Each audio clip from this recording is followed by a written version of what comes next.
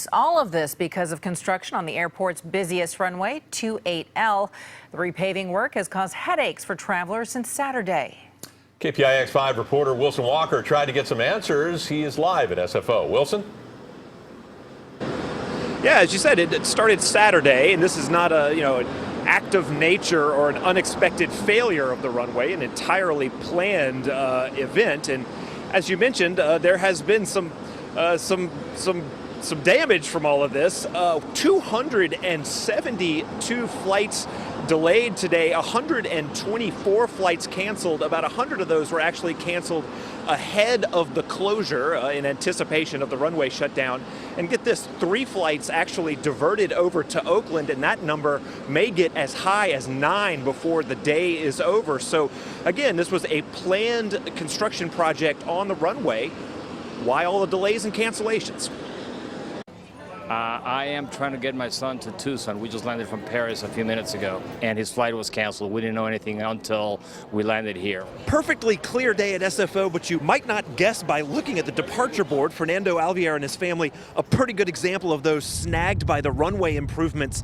International travelers that suddenly find themselves without a connecting flight. We were at my daughter's wedding reception day after and got the notice that our flight was canceled. By our check of the board, a lot of those were flights within California. So about 13% of the overall flight schedule has been canceled. So for example, today, about 120 flight cancellations. Most of those occurred prior to today. We are hearing that there are some day of cancellations that the airlines are doing on top of what they've already done.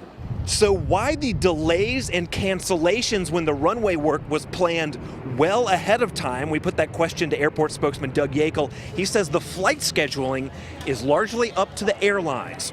Yeah, so all of these reductions are voluntary. In other words, airports don't have the authority to tell airlines how many flights to operate. So ultimately, it comes down to an airline business decision in terms of reducing their flight schedules. We're going to try to scramble and find a flight to get him home. So if you have plans through SFO in the coming days, keep this in mind and keep an eye on your flight.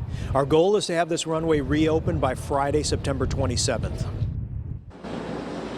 All right, the good news is they are on schedule, so they should hit that 27th deadline or maybe even come in a little bit early. The bad news, as you might have seen, is that the airlines seem to be just feeling out what kind of capacity they can run through SFO with that runway down. Now, we reached out to those airlines today just to sort of ask them what kind of scheduling accommodations they are trying to make given the runway being down.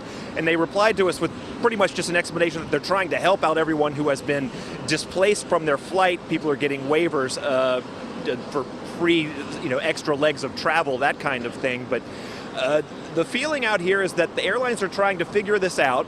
And so don't be surprised if we continue to see more delays and more cancellations over the next couple weeks as they try to move through with just 3 runways here at SFO. At San Francisco International, Wilson Walker, KPIX 5.